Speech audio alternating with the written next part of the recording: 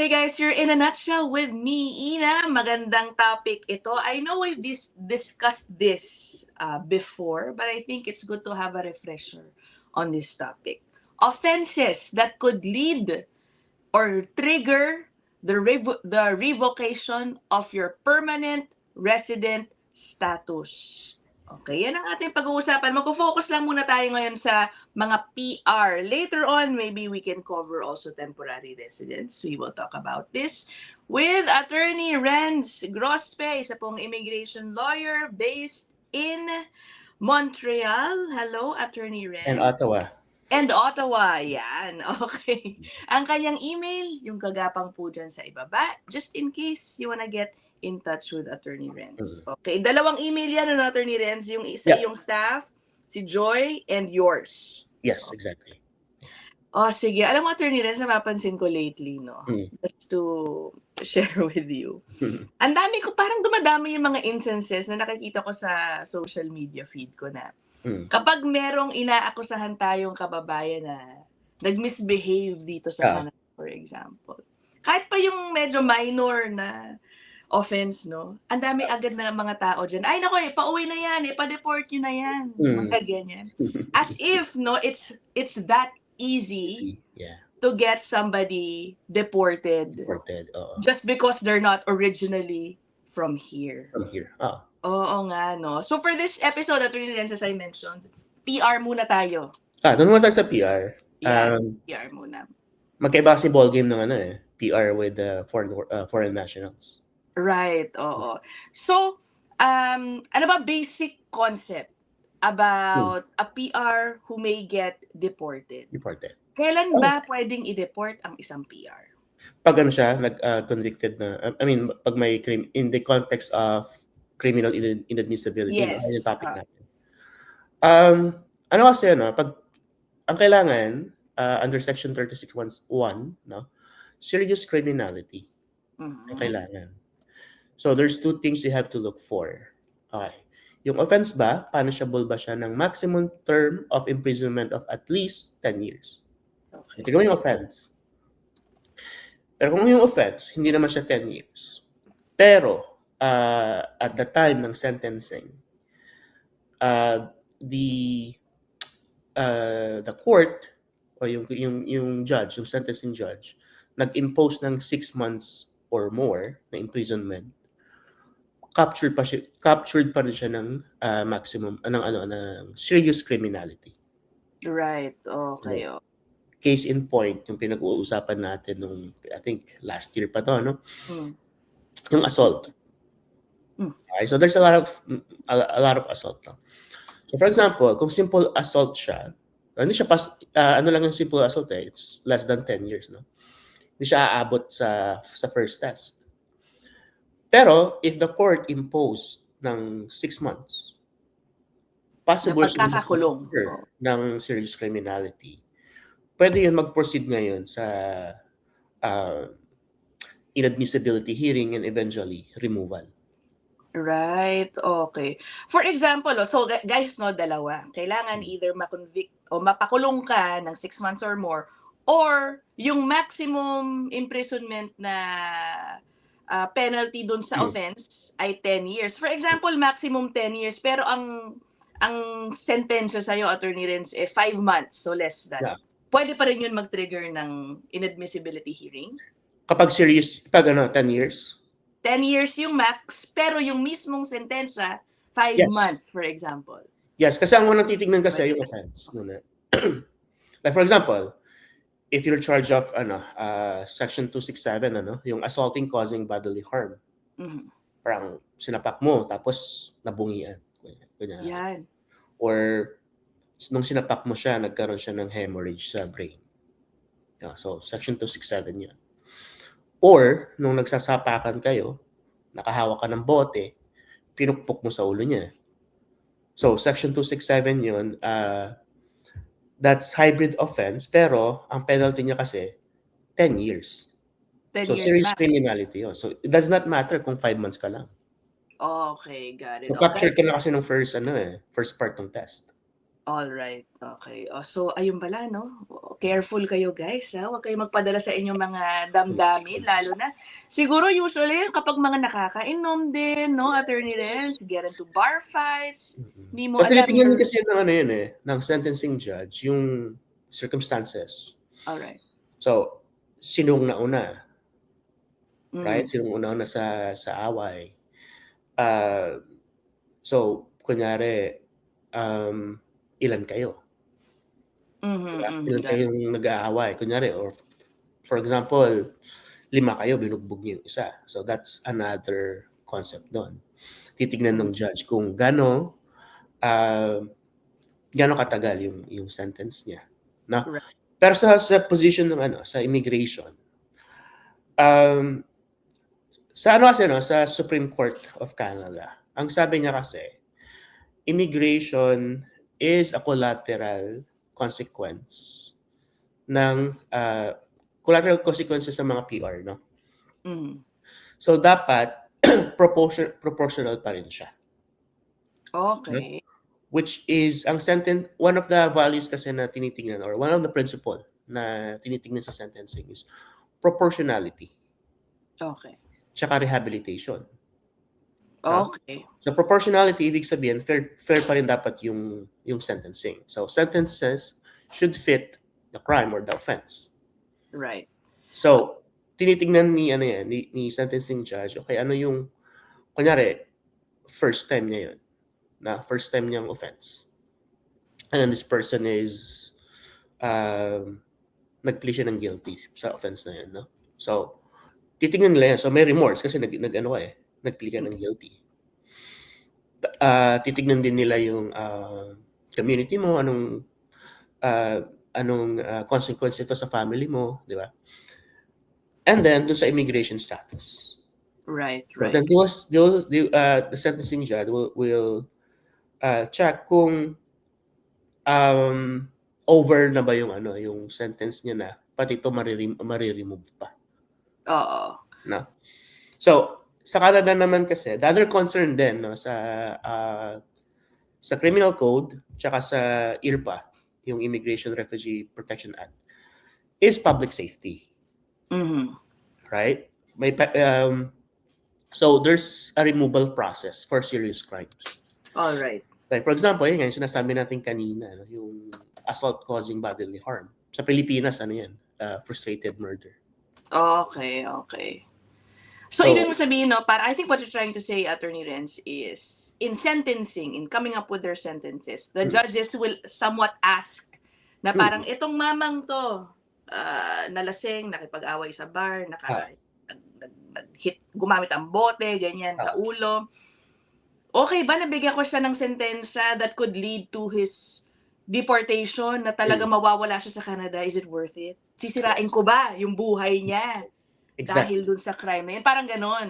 Parang ganon, oo. Okay. So, titignan niya kung fit ba yun doon sa offense. But also yun nga, may mga pa yan, other circumstances. Okay. First time offender ba siya? Or most of the time, kung first time offender ka, the judge will say, okay, it's gonna be, nakita ko to, yung 6 months minus 1 day na sentence. Or sabihin nila house arrest. Kasi ang house arrest, yung conditional community sentence. Hindi yan, for the purpose of criminal inadmissibility, it does not fit yung 6 months na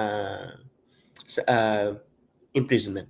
Right. Kailangan talaga imprisonment, hindi house arrest. Hindi house arrest. Or may mga nakita ko din yung mga suspended sentencing. Not suspended. Absolute discharge. Okay. So, meron akong ganyan sa legal opinion na naging kliyente. So the criminal defense asked me for a legal opinion. Ang context nito siya. PR sila, nahuli niya si Mr. niya. Merong ibang babae doon sa kwarto nila. Naku po, okay, nahuli. Siyempre, yung sa emotion niya, nasapak niya si Mr. Tanggalan ng ngipin. Okay. Tanggalan ng ngipin, tapos parang may ano siya rito, malaking yung mouth niya, pumutok, no? Pumutok, oo. Pumutok, tanggal yung ngipin. So free ano, sabi niya, nagbibiro nga yung kliyente. Binigyan ko po attorney ng free dental clinic eh. Okay, o tapos, ano naging So sentensya ngayon, dun kay babae? siyempre ano yun, yung na-explain ko kanina, yung 267, assault causing bodily harm. The other thing pala dito, kaya naging 267 din yun. Bukod doon sa natanggal yung ngipin niya, pumutok yung bunga. Pinukpok niya kasi ng parang ornament dun sa bahay. Gumamit ng weapon. Gumamit ng weapon. Right. Dito sa definition ng weapon, kahit anong blunt object pwedeng maging weapon. Got it. Okay? So ngayon, yung criminal defense, syempre, nung pumunta yung mga police, parang huli sa akto. So ngayon, yung criminal defense gusto niya nang mag-plead ng guilty. Ng guilty plea ang gusto. So, ang tanong sa akin, ano ba magiging epekto pag nag-plea ng guilty? So sabi ko, ang naging assessment ko doon, mag-plea siya ng guilty sa assault. Simple assault ang advice. Simple assault. Kasi yung offer ng Crown. All right. Tapos, absolute discharge or conditional discharge ang gawin. So, absolute discharge, ibig sabihin nun, hindi mare-record yung conviction. Conditional discharge naman, okay, for a year, for example, mag-probation ka. After ng probation mo, after probation, may mga conditions. Like for example, papupuntahin ka sa in this case, pinapunta siya sa mga programs ng anti-violence, mga ganyan. So, kumuha siya ng classes ng gano'n, parang 4 na buwan. Ganyan. Right. So, nung natapos niya yun, walang conviction. Right. Okay. Ganyan siya. So, ang nangyari sa ginawa po ni Attorney Renz is you gave that advice to save this lady from potentially getting deported kasi sa totoo, yung punishment doon sa kanyang ginawa ay could be considered serious criminality, parang 10 years maximum imprisonment. So what Attorney Renz is trying to say is there are ways to also go around it to save somebody from getting deported. Yeah. Again, hindi ito saving someone who's convicted. Right. Okay. We're going back on sentencing proportionality. Right. Okay. Got it. O, sige. O, ngayon, puntahan natin yung iba pang mga offenses, no? Na baka yung mga viewers natin hindi aware na kapag kinumit po nila yan, ay pwedeng mag-trigger ng deportation. Guys, let's clarify, hindi porke kayo po ay nasintensyahan nung limit na minimum 6 months or basta maximum punishment is 10 years, automatic ang i-deport. It's not like that. Again, like we're in Canada, no? We have due process. Right. So meron mahaba pang proseso yun, Attorney. Mahaba pang proseso yun. Siyempre, conviction, sentencing, first part. Pag may sentencing na yan, magpo-proceed na yan sa CBSA. So CBSA will review kung i-issuehan ka ba ng Section 44.1 report. Okay? What is that? So yung Section 41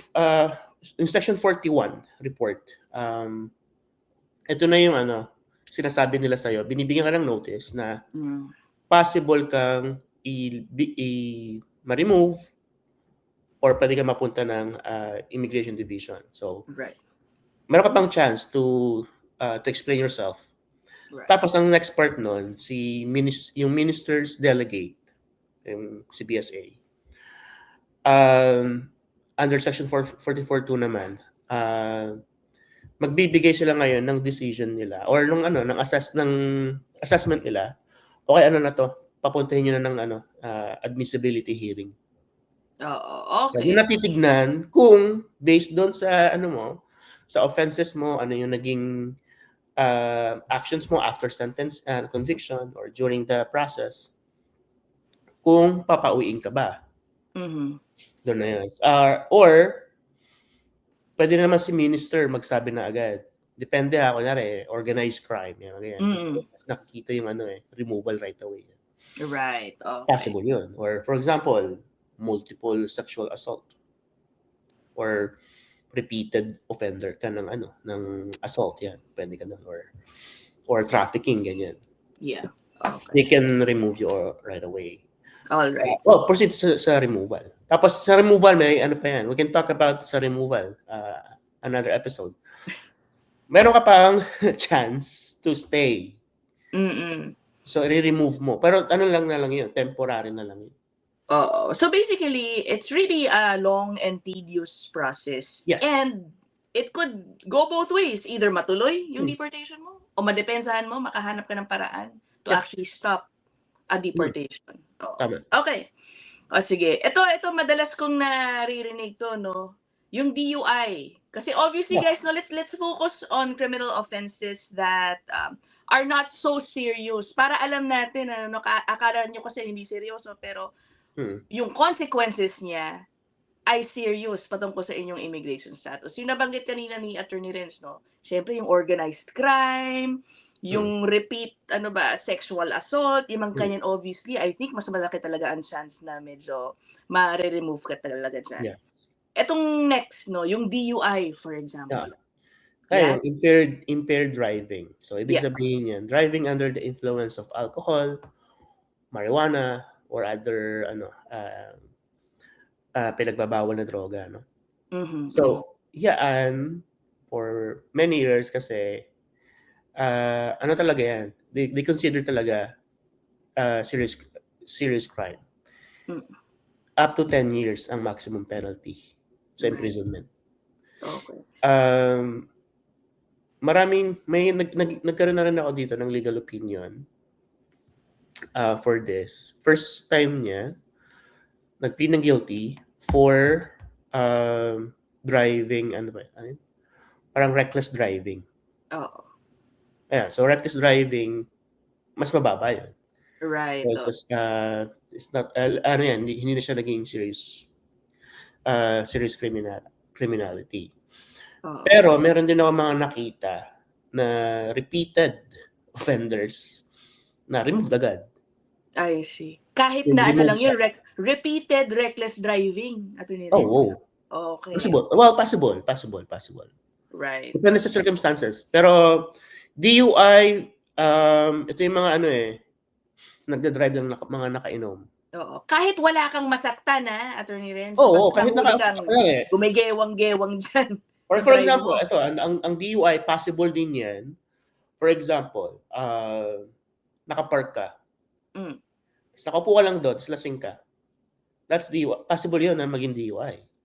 Even if you're not driving? Yes, kasi naka you're basically operating na nun, di ba? Nakaupo ka na nun. Really? Possible yun. Okay. Siyempre may mga arguments ka pa doon. Got it, okay. But nakita ko na yan na nangyari, yung DUI na nasa park ka lang, nasa lasing ka. Oh my gosh, that's interesting. Okay. Yeah, wag kayong guys, don't wag kayong pag nakainom na kayo, wag na kayong mag-drive. They take it mag-Uber or may designated driver na hindi nakainom. They really take it seriously here in Canada, yung mga issue. Okay, eto maganda tong sunod na offense. And alam ko ito interest ng marami kong viewers. Immigration fraud. Okay? And I'm specifically referring to yung mga immigration practitioners, whether lawyers or consultants, who engage in fraud, submit fake documents, yung mga ganyan, on behalf of their clients. Tapos, na guilty, yung mga ganyan, Attorney Renz. Depende sa circumstances. Pero let's make it more definite. Okay. Yung fraud na like, kunyari, nag-promise siya sa'yo. No? Tapos, charge ka niya ng 12,000, for example, which is ngayon ang market ng mga ghost consultant tsaka scrupulous consultants tsaka lawyers, ganun na. 12,000 pataas. Tapos hindi nila ginawa yung sinabi nilang gagawin nila. No? Okay. And then umabot siya. So parang yung probable nagkaroon ng probable sa ano to sa ano natin sa example natin, na-convict na siya. Okay. Okay? Baka kasi pag-usapan pa nila ko, may probable cause. No, so sa example natin, kunyari yung consultant na yon or ghost consultant o lawyer nag-commit ng fraud over 5,000 kasi doon pa lang kung ang offense is fraud over 5,000, maximum penalty is 14 years. I see. So Serious pwede? criminality. So kunyari kung ang consultant mo ay PR pa lang or yung ghost consultant ay PR pa lang o yung lawyer. Possible pa silang mawalan ng na pagka-PR nila. So depende sa sentencing. Well dito hindi na it has no bearing na kung 6 months pa yan eh. Sa ano pa lang eh, sa yung offense pa lang na na-convict ka is ang maximum penalty ay 14 years. Possible ka nang ma-remove. Right. Possible na ma-remove yung consultant. I see. Pero guys, i-clarify natin, kailangan ma-convict, hindi pwedeng Conviction kasuhan dapat, lang. conviction. Oo, hindi pwedeng kasuhan mo lang. Karamihan ng mga nababasa ko na nagkakaroon ng ganyan na consultant or ghost consultant. They plead guilty. They plead guilty sa lesser offense. Lesser offense of which one? Para fraud over 5,000. Fraud under 5,000. I see. Yeah. Okay. Tapos binabalik yung pera. Right. Okay. Ganun ang ginagawa. So para maiwasan yung removal. Oo. Kasi ang fraud, again, that's taken seriously here in Canada. Yung mga fraud na scam sa pera, Attorney Renz, nako, pautang, I don't know, kung ano man, financial scheme, involving more than $5,000. Pwede rin yun? Possible, pero ang titignan mo kasi dito yung mens rea. Ano ba yung thinking mind nila? I see. May malice ba? Ganun ang titignan ng Crown, no? Ng prosecutor. Dito kasi Crown ang tawag. I see. So, titignan mo nila yun. Kung may kasi kung ano lang yan, kunwari, nagkautangan, di ba? So, possible yan. That's only in the civil lang yan. court lang yan. Okay.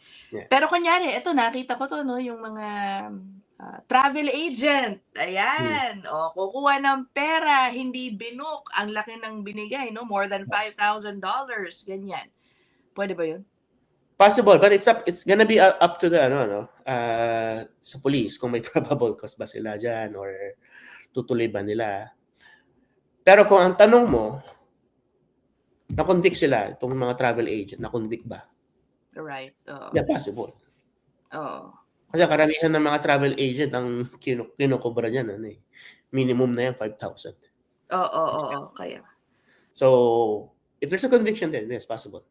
Oo. Kaya ngayon, I just realized, kaya pala mahalaga talaga, no, kapag nakakita ako ng mga police update, no, charged with an offense of ganito, more than 5,000. Now for me, it's a more important factor pala. Very, very important yun.